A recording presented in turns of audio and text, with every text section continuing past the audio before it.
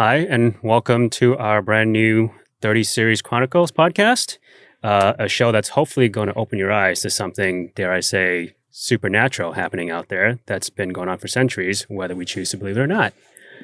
I'm your host, Lee, and with me is someone who has some unusual first-hand experiences to share with us from his time as a former officer with the Detroit, Michigan Police Force. This is former Officer Indio from the Detroit 30 Division Special Units. Yes, I was with the 30 Series unit in the 3rd Precinct in Detroit, Michigan. Officer Indio, can you tell us a little bit about this special unit? The special unit has existed ever since the Detroit Police has existed. It just changes its name. Back in the 70s, it was called the Big Four. Prior to that, it was called Booster Unit. Then the Malice Green trial thing happened with Butson and Nevers. Third, on the city's southwest side, it was there that at 10:30 last night, he was beaten to death, according to witnesses, by 2 white police officers of the 3rd Precinct's so-called Booster Squad. Those officers have been identified as Walter Butson and Larry Nevers. They are plainclothes officers who And they changed it to 30 Series. It's a specialized undercover unit.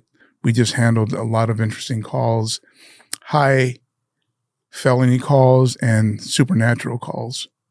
So when you say supernatural, I mean, can you sort of elaborate a little more onto this? And, and kind of, I guess we can maybe start out with your first, experience on that, I guess, as a police officer, right? You obviously, I take it, how did you fall into this, department? Were you recruited? Did you grow up a religious, person? Religion was in the family, but I was never really going to church and doing communion and doing all the things that a Catholic person would normally do. I believe that there's a God and I believe there was a devil, and that's probably as far as my religion went. I was assigned to the 3rd Precinct because it's mostly a Hispanic community.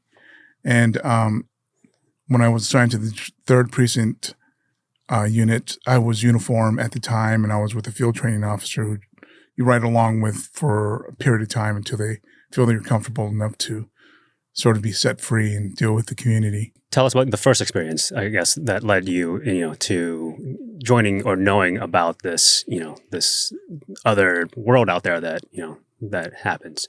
I went to a domestic violence run, and we were talking to the victim, and she was beat up really bad, but she had scratches, and the scratches looked weird because they were elongated and they were in threes. It wasn't like a normal human scratch. It was almost like a claw. And then she told us that her boyfriend at the time left on foot. So we went looking for him because we knew he couldn't get too far, and we knew the area real well. And it was just a matter of time before we ran into him. And then there's a park adjacent to this woman's house, and it's called Clark Park. It's on Berner and Clark. And it's pretty long, kind of reminds you of a New York park. And so I was like, we should just go in there and look around and see if he's hiding behind a tree. And so we went in there and we're shining our spotlights, looking around for anybody. And something just kept itching me to look up. And so I looked up, but I also put my spotlight up. And that's when we saw the individual on top of a tree. When I say on top of a tree, it's probably the size of a palm tree. And he was peering down, looking down at us. And then when he realized that he was made, he literally leaped off of that thing. When came crashing down, and I'm thinking this guy is dead. Or if he's not dead, he's going to snap both of his legs. And none of that happened. He hit the ground like a cat, and then he took off running. We then pursued him in our marked police car, and we were gunning it. And when I mean gunning it, you could hear the engine just kicking in. And we couldn't catch up to this guy for nothing. How fast would you say that your squad car was doing? 50 miles an hour. And, we're hitting dips and taking chunks of grass with us, and the wheels are rolling. And this guy is still ahead of us. So you're chasing this guy through a park. Yeah, through a park. And this is, he has nothing on Jerry Rice. This guy was moving faster than I've ever seen anybody move. So I'm like, this is kind of crazy. So I had to look over to my partner who was driving. Like, are you really hitting the gas? And I could see the speedometer going up, and we're not catching up to this guy for nothing. He finally gets to the edge of the park, And on the edge of the park, there's a highway called I-75, and that will take you to Toledo, Ohio, or up towards Detroit City.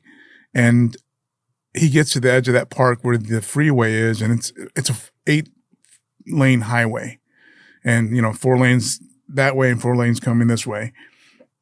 He gets to the sidewalk and does this Peter Pan jump and literally clears the fence down to the embankment of the freeway and then starts running. And we're just stunned there, and we're like, holy shit. And so adjacent to it is a little overpass that goes onto the other side of the freeway. So we took it. We took that path, and then we went in the wrong direction on the other side, and we see him getting ready to hit the fence. And then my partner just gunned the car, hit him right square center of the car. And this guy goes flying about 50 feet, hits the ground, does a whole tumble. And I'm thinking, oh, fuck, we just killed this guy. How are we going to explain this? And he didn't die. He was scratched up a little bit bleeding from the elbow and knees, but he started getting up again. And that's when we sort of jumped on him, because when he was rolling around, that gave us time to sort of exit the car and jump on him. So what was going through your mind at this time when you guys finally caught up to this guy and apprehended him? And, was he on, did you think he was on speed, drugs? That ran through my head. I'm like, this guy's on PCP. It's going to be the fight of our life, because I fought with somebody prior that was on PCP, and he has this superhuman strength. But I knew that something was off, because the best I could explain it, because I was thinking about this, was, have you ever seen an alligator in the water and there's sort of like this change in his eye? That happened to him, and his eyes were just pure black. And when I saw that, it scared the shit out of me. And so we started pouncing on him, literally putting our hands on him to get him under control. And then we cuffed him up and sort of hogtied him and threw him back of the seat of the scout car and took him to the precinct for processing. And during that time, more officers came with us because we thought he was under PCP. And so when we took him out of the scout car and finally put him in the cell, he just stood there quietly rocking back and forth. And so I went and did the report, and I wrote what happened. I was a little hesitant on certain things, and I'm like, we literally hit this guy with a car. How do I explain that? But I wrote it because, I'm being a fresh police officer, you don't want to lie. Yeah. You want to tell the truth. You want to tell the truth. You don't want anything coming back to you. When I was writing this report, I'm like, yeah, we're going straight to internal affairs. We're in trouble. But I told the truth. And during the time of writing the report, it took me about an hour to write it, because there were so many things that had happened, and the information that you had to put in this report, the whole narrative of what happened. 2 men came in, and these men were nicely dressed in black, black suits. And they came in, and I see them from my peripheral, and I'm like, who's that? And I sort of don't pay attention anymore. And then a few minutes go by, and then I see them take the guy that we just arrested. So in my mind, I'm thinking, oh shit, internal affairs, something's getting ready to happen. So I turn the report to my lieutenant at the time, and he sort of grabs the paper and he tears it up. And I'm like, did I do something wrong? And he looked at me dead face and said, this never happened.